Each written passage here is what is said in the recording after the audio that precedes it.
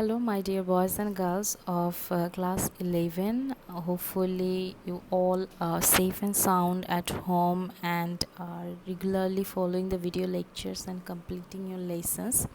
I'm Khandakar Naushin Islam, lecturer in botany at Raju Kuttura Model College.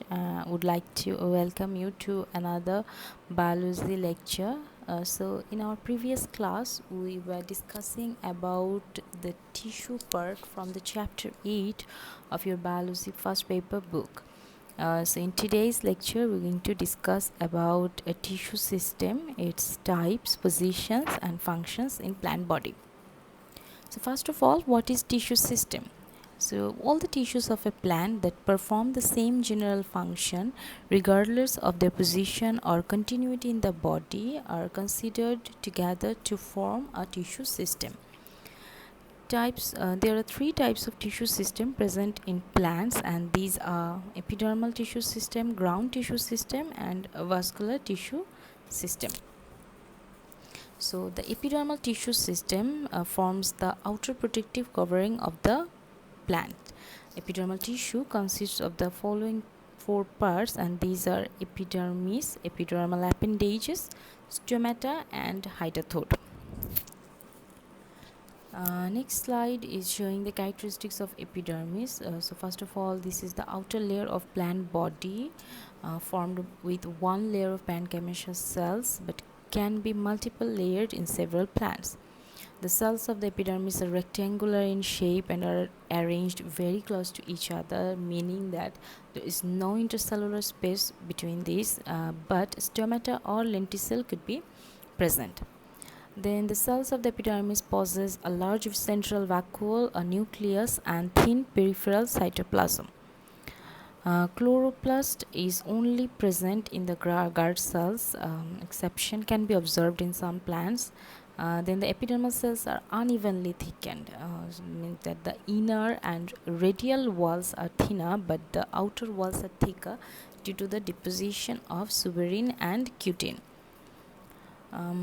The thick layer of cutin and suberin is called cuticle, which is absent in root epidermis but present in shoot and leaves, as we are aware that root is associated with the absorption of water, and hence if cuticle was present in the root, it would not be possible for the root to absorb water, and therefore cuticle is absent in root epidermis. Then there are some plants that deposits mucilage on leaf epidermis. Some plants deposits cork and silica in their shoot epidermal cells.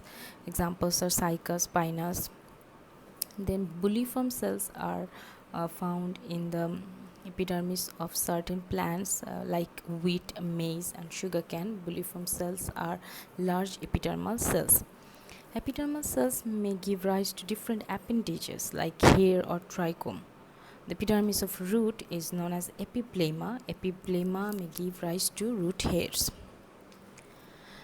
Next, we are going to discuss about the functions of epidermis. Epidermis, first of all, protects the inner tissue of plant from any sort of outer attack or the adverse conditions. Then epidermis containing hairs, particularly with poisonous glandulous hairs, saves the plants from the attack of different animals. Then sometimes due to transpiration, plants tend to lose a large amount of water and therefore suffers from dehydration, and in this case epidermis may play a vital role by reducing the loss of water and saving the plant.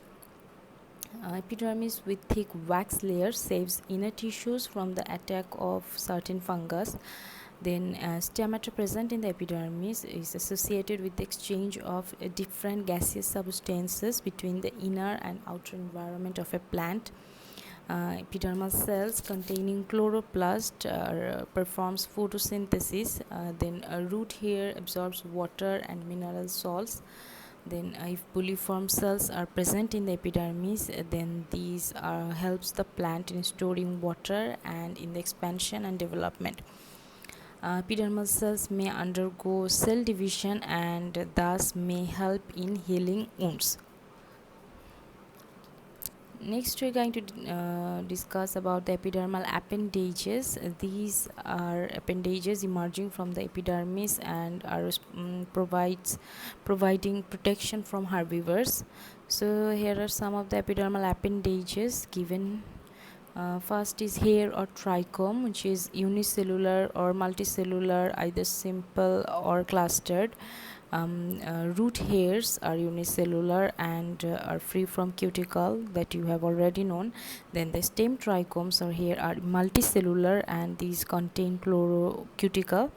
Periderms are also considered as epidermal tissue in plant having secondary growth. So if there is secondary growth, then periderms are also a part of the epidermal tissue. The function of hair or trichome is to root hair absorbs water, then stem hair secretes gum, latex and toxic substances, and therefore protects plants from outer attack, and these are sometimes associated with the storing water. Then scales are also found in epidermis. These are a special type of trichomes. Then a special type of multicellular trichomes known as collators are also seen in epidermis. Then a special type of water containing and white trichome termed as a bladder are also found in the epidermis. Next is stomata, that are minute pores occurring in the epidermis of plants.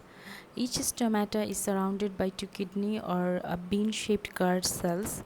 Epidermal cells bordering the guard cells are called accessory cells or subsidiary cells. There is a large ear cavity beneath the stomata known as the substomatal ear chamber of respiratory cavity.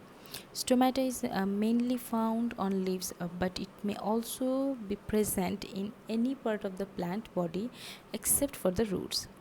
Guard cells control the opening and closing of stomata. Generally, stomata remains open in day and closed at night, but opposite scenario that is observed in case of bryophyllum plants, meaning that the stomata of bryophyllum plants remain open at night and closed in daytime. Next slide is showing different types of stomata. The stomata is classified on the basis of the subsidiary cells surrounding the stomata. So first is a diacytic type of stomata, where you can see that there are two subsidiary cells surrounding the stomata that remain in a right angle with the guard cells. You can see. So this is known as diacytic type of stomata. Next is parasitic type of stomata, where the two subsidiary cells remain parallelly with the guard cells.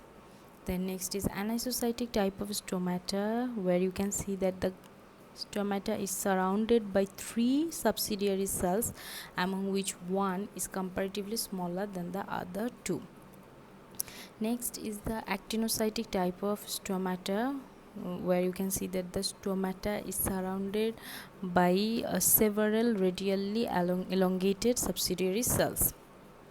Lastly, there is anomocytic type of stomata, where the subsidiary cells surrounding the stomata cannot be differentiated from the other epidermal cells. Next, we're going to know about the functions of stomata. We already know that stomata is associated with gas exchange. That means stomata uptakes carbon dioxide and discharge oxygen during photosynthesis and does the opposite during respiration. Then transpiration of water that are absorbed by roots is one of their main functions. Then guard cells control the opening and closing of stomata. We have already got to know that guard cells contain chlorophyll and therefore they participate in photosynthesis. Next is hydathoid or water stomata. So many plants possess special structures which exudate water under conditions of low transpiration and abundant soil moisture, and these are known as hydrothode. So we know that through the stomata water vapor comes out, but through the hydrothode water itself comes out. So if we look carefully, if we observe carefully, you can see that the structure of hydrothode contains a pore. You can see at the top, right? There is a pore. This is known as water stomata, and this is surrounded by guard cells. There is a cavity. You can see there is a water cavity known as substomatal chamber beneath the pore. Just beneath the chamber, you can see that there are loosely arranged parenchyma cells, and this is known as epitheme. So through this pore, water comes out, and the process of releasing water through hydrothodes are known as guttation. So here is a figure showing how guttation occur in plants. Next is ground tissue system, which is also known as fundamental tissue system. It is the type of tissue system that form all other body part of the plants except epidermis and vascular system, and is broadly divided into two regions. First is extrastellar region and the second is intrastellar region. So here you need to know that the stele is the region extending from the pericycle layer up to the center of vascular bundles. If I just observe this figure, so here you can see that there is a transverse section of root showing the vascular showing the tissue system. So here you can see the ground tissue system. So this is the pericycle. Just beneath the endodermis you can see that this is the pericycle. So from this region up to the vascular bundle region is known as stele, and so inside this is known as intrastellar region, and outside of this pericycle is known as extrastellar region. So the extrastellar region of ground tissue system is composed of hypodermis, cortex and endodermis, whereas the intrastellar region contains a pericycle, pith or medulla and medullary ray. The function of ground tissue system is metabolism. They also participate in storing food and providing partial durability. So this picture here showing the ground tissue system. So first of all there was hypodermis, the extrastellar region, hypodermis. This is the epidermis. So just beneath the epidermis you can see there can be one or multiple layers of collenchyma or sclerenchyma cells, which are known as hypodermis. Generally hypodermis are present in the ground tissue of stem and not found in root, and therefore you cannot see it in here. So just beneath the epidermis you will find a certain layer of sclerenchyma or collenchyma cells, and these made up the hypodermis. Function of hypodermis is to provide mechanical strength, as it is made up of sclerenchyma cells, and thus protect the inner parts of the tissue system. Next is cortex. So all the part just beneath the hypodermis, all the part up to the pericycle layer together forms the cortex.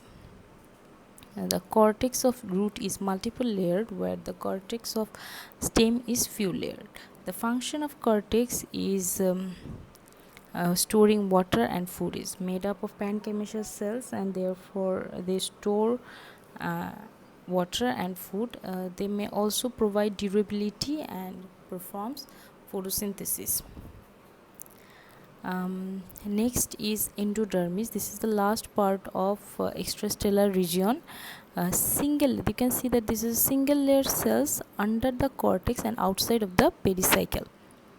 No intracellular space found between these cells, and you can see that these are barrel shaped cells.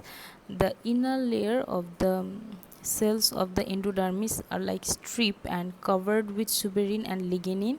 These are known as Casparian strip, named after the scientist who discovered it. Then some cells have thin walls called passage cells and also called starch sheath when stores starch particles. It is mainly seen in dicots. So the function of endodermis is to participate in food storage, providing durability and protection, and controlling root pressure. Next, we are going to discuss about the intrastellar region. So first is pericycle. Pericycle spatial tissue. This is spatial tissue containing one or multiple layer of cells. Here you can see that one layer can be multiple layer cells just beneath the endodermis and outside of the vascular bundle. Some aquatic plants lack this cycle. They do not have the pericycle. So this could be made up of either just parenchyma or sclerenchyma, or a combination of parenchyma and sclerenchyma cells both. So when sclerenchyma tissues are only present on the phloem, it is called hydroblast or bundle cap. Main function of the pericycle is food storage and providing durability. They also participate in forming lateral roots and fibrous roots in stems. Next is pith or medulla. So the central portion, here you can see that the pith is the central portion of root and stem surrounded by vascular tissue. It is generally made up of parenchyma cells. Sometimes sclerenchyma cells may be present. Sometimes a hole is created in the center of the root or stem if the pith tissue disintegrated. Function of pith or medulla is food storage and providing strength if made up of sclerenchyma cells. So the last part of interstellar region is medullary ray. If the pith extends between the vascular bundles, these are the parts you can see. These parts are medullary ray. If the pith extends in between, like a ray between the vascular bundles up to the pericycle, then this ray-like structure is known as medullary rays. These are also made up of parenchyma cells. Their function is transportation of water and food, and sometimes they generate secondary tissues when necessary. Okay, so this was ground tissue system. Next is the vascular tissue system. So the tissue system consisting of vascular bundles, xylem and phloem, is called vascular tissue system or fascicular tissue system. Xylem and phloem could exist separately or fused with each other. The meristematic tissue named cambium could be present or absent between these vascular bundles. Cambium is present between the xylem and phloem of dicot plants. In plant roots and in the stem of dicot plants, the vascular bundles are arranged in circle, whereas in monocot stems they are scattered in the cortex. Next are the characteristics of xylem tissue. You have known about it during class 9 and 10 very broadly. We're just going to revise it a bit over here. So the xylem tissues consist of trachea, vessel, xylem parenchyma and xylem fiber. 4 types of tissue. Gymnosperms and pteridophytes lack vessel. Exception is a natum, which is this is a gymnosperm containing simple vessel. Then there are some of the angiosperms that lack vessel. Examples are Winteraceae, Tetracentraceae and Trochodendroaceae family. Then vessels with narrow hole is called protoxylem and vessels with large hole is called metaxylem. 2 types of xylem.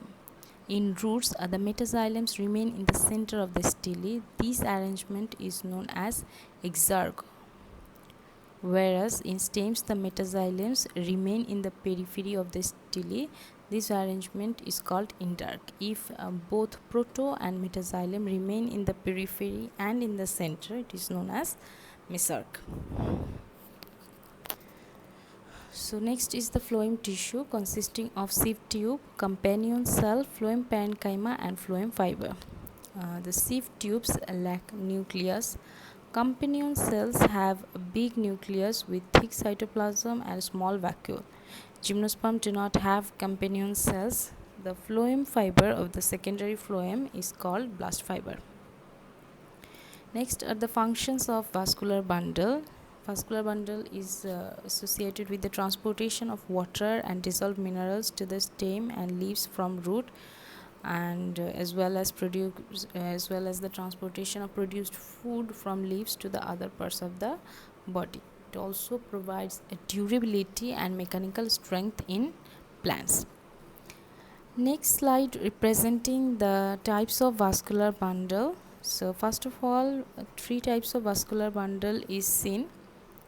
First is conjoint, then second is radial, and third is concentric. Conjoint type of vascular bundle is further divided into two types. First is collateral and bicollateral. Then collateral can again be divided into two types. First is open and the second one is closed collateral. Concentric vascular bundle can be of two types, hydrocentric and leptocentric. Next slide showing different types of vascular bundles. So first of all, you can see that this is conjoint. If xylem and phloem remains in the same radius in a cluster is called conjoint vascular bundle. So here you can see that the xylem and phloem are present in the same radius. So it can be of two types. First is collateral and bicollateral. So collateral is the type of vascular bundle where the xylem and phloem remain together on the same radius in the position that xylem lies inwards and the phloem outwards. You can see this is the collateral type of vascular bundle. This is the xylem remains toward the center and phloem remains towards the periphery. Then there is bicollateral. Bicollateral is the type of bundles where the phloem is found to be present on both sides of xylem. So this is xylem in the center, and from both sides it is surrounded by phloem. This type of vascular bundle is known as bicollateral. Then collateral can be of two types, open and closed. So when cambium is present in between xylem and phloem in collateral type of vascular bundle, then it is known as open collateral. But when cambium is absent, then it is known as closed collateral. Next is the radial type of vascular bundle. It is the type of vascular bundle where the xylem and phloem lie radially side by side. So they are here they were present in the same radius, but in this case they are separately arranged side by side in a radial structure. This is the primitive type of vascular bundle. In dicot roots the number is less than 5, whereas in monocot roots the number is less than number of vascular bundle is more than 6. Next is the concentric type of vascular bundle where one type of tissue surrounds the other type of tissue. It can be of two types, heterocentric or amphicribral, where you can see that the xylem remains in the center and is surrounded by the phloem, and then next is a leptocentric or amphivasal where the phloem remains in the center and is surrounded by the xylem. So this is the type of vascular bundle. This is very important. You need to memorize it and you need to know all about it so that you do not make any confusion or any mistake. So next you can see here the indark and exarch type of xylem are shown. Indark when the protoxylem remains in the center and metaxylem towards the periphery, and exarch when the metaxylem towards the center and protoxylem towards the periphery. Next is a transverse section of monocot root showing where you can see that this is the epidermis, and the epidermis of root is known as epiblema. Then root hair is present in the epiblema. Then hypodermis is absent in case of root, as we have already discussed that it is the characteristics of stem. Cortex is present very well developed cortex, and then endodermis is present.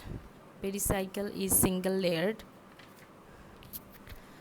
Then you can see that the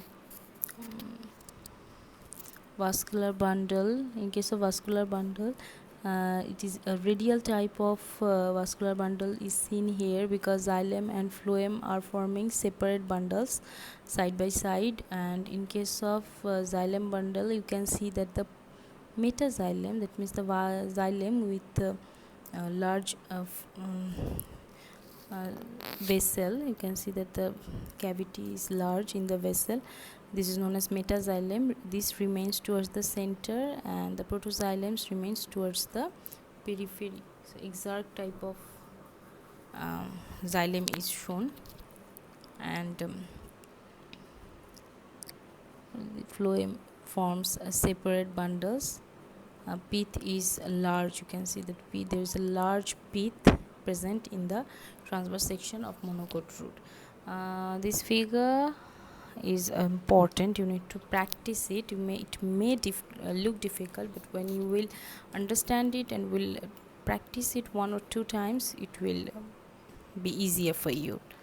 Okay, next is the transverse section of monocote stem, where you can see that cuticle is present in the epidermis. We have already discussed about it, that cuticle remains present in the epidermis of stem. No hair or trichome can be seen over here. Here you can see that the hypodermis is present. Thick sclerenchyma cells made up of several layers, thick sclerenchyma cells, and is known as hypodermis. Then you can see that some parenchyma cells containing chloroplast are also present here. These are known as chlorenchyma. Vascular bundles, you can see, are scattered in the ground tissue. So in the vascular bundle, the metaxylem remains towards the periphery and the protoxylem towards the center. You can see that the conjoint and closed collateral type of vascular bundle is seen here. No cambium is present. So with the protoxylem, you can see that there is a large cavity. This cavity is formed due to the destruction or disintegration of the protoxylem or parenchyma cells surrounding it. So this transverse section of monocote root and stem is very important. You need to know the identifying features, and you need to practice the figure as much as you can. Next is the differences between monocote root and monocote stem. So these are all pretty much discussed in the lecture.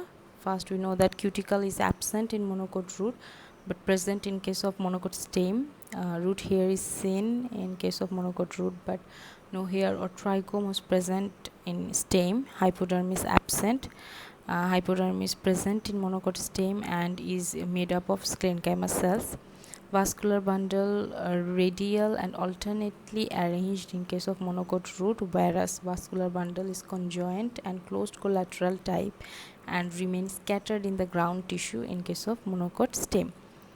Then exarch type of xylem was seen in case of monocote root, meaning that the metaxylem remains towards the center and the protoxylem towards the periphery. And endarch was type of xylem was seen in stem, monocote stem, protoxylems towards the center and metaxylem towards the periphery. Then pith was large in monocote root, whereas small pith was seen in monocote stem. Then medullary ray was present in monocote root but was absent in monocote stem. Okay, so that's all that you needed to know from this chapter. It's a short chapter, but is of much importance, mainly the types of vascular bundle and the identifying features of monocote root and stem, as well as their differences.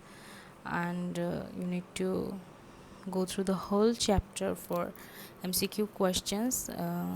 So if you found anything difficult and was not able to understand anything, feel free to let me know. I'm always here to answer any sort of dilemma or any sort of queries you might have. So that's all for today. I wish you all are being serious and will uh, achieve really good marks in your upcoming exam, because you are getting this much time in your hand to complete all the lessons. So yeah, that's all for today, and thank you very much for listening. So stay well, stay safe, and good luck.